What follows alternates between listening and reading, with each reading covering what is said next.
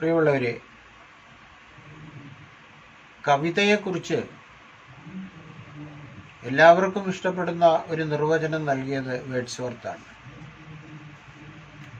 വികാരങ്ങളുടെ അനർഗളമായ പ്രവാഹം എന്നാണ് അദ്ദേഹം കവിതയ്ക്ക് നൽകിയ നിർവചനം. കവിത വികാരപരമാണല്ലോ, കലകൾ വികാരപരമാണല്ലോ. ആ അർത്ഥത്തിൽ വളരെ ഉചിതമായ ഡെഫിനിഷനാണ് അത്. എന്നാൽ ലോകമെങ്ങും ധാരാളം കവിതകൾ ഉണ്ടായിട്ടുണ്ട്.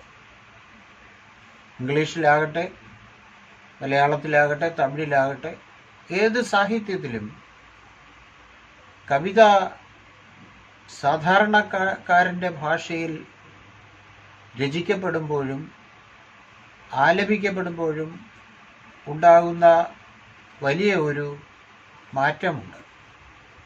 ആ മാറ്റത്തെ മലയാള കവിതയിലേക്ക് കൊണ്ടുവന്നത് ചങ്ങമ്പുഴ കൃഷ്ണപിള്ളയാണ്.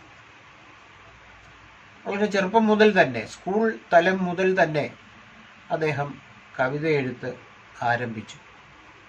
അദ്ദേഹത്തിൻ്റെ കവിതയുടെ ഏറ്റവും പ്രധാനപ്പെട്ട ഒരു മേന്മ അത് സംഗീതാത്മകമാണ് എന്നുള്ളതാണ്.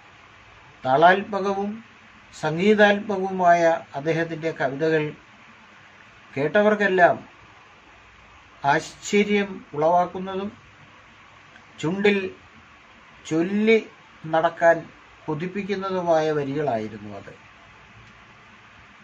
ചങ്ങമ്പുഴ മലയാളത്തിൽ അദ്ദേഹത്തിൻ്റെ ഏറ്റവും പ്രശസ്തമായ രമണൻ എന്ന നാടക കാവ്യം രചിക്കുമ്പോൾ മലയാളത്തിൽ ധാരാളം മഹാകവികൾ, പ്രഗത്ഭരായ കവികളുണ്ടായിരുന്നു.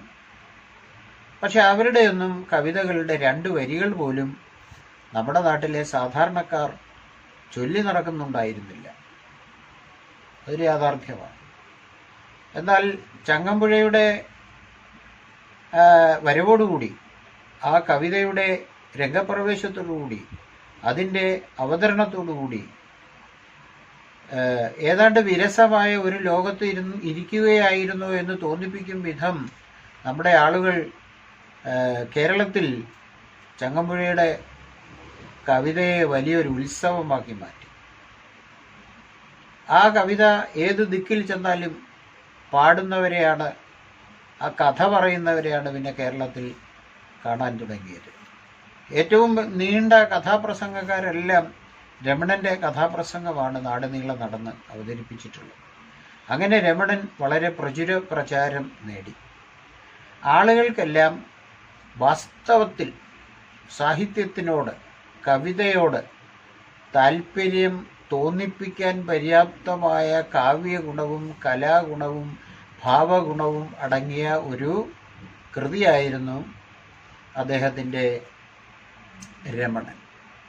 അതുകൊണ്ട് തന്നെ ആ രമണൻ എല്ലാവരുടെയും ഹൃദയത്തിൽ കയറി കുടിയിരുന്നു.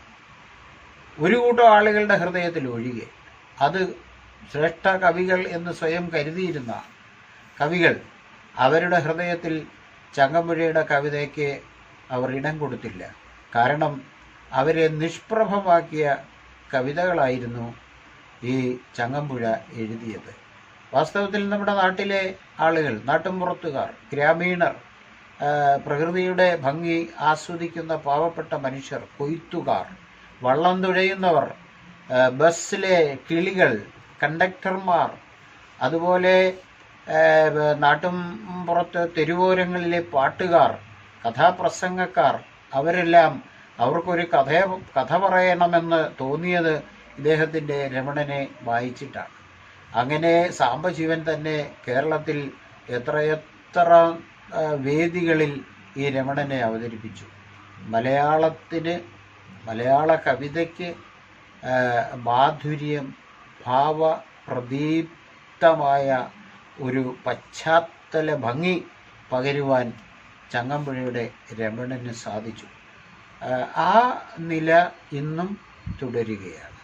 നാടൻ പാട്ടിൻ്റെ ശൈലിയും ഇടതടവില്ലാത്ത വാക്പ്രവാഹവും താളഭദ്രതയും ഒക്കെ ചങ്ങമ്പുഴ കവിതകളുടെ പ്രത്യേകതയാണ്. ആർക്കും, അക്ഷരാഭ്യാസമുള്ള ആർക്കും ഒന്ന് മൂളാൻ, ഒന്ന് പാടാൻ അത് പ്രേരിപ്പിക്കുന്നതായിരുന്നു. അതുകൊണ്ട് ചങ്ങമ്പുഴ ഏതെല്ലാം വിമർശകന്മാർ എന്തെല്ലാം വാക്കുകൾ ഉപയോഗിച്ചിട്ട് അദ്ദേഹത്തെ ഫൽസിച്ചുവോ അതൊന്നും വാസ്തവത്തിൽ അദ്ദേഹത്തിന് ഏറ്റതേയില്ല. ഇന്നും ചങ്ങമ്പുഴയുടെ കവിതകൾക്ക് വളരെ പ്രസക്തിയും പ്രചുര പ്രചാരവും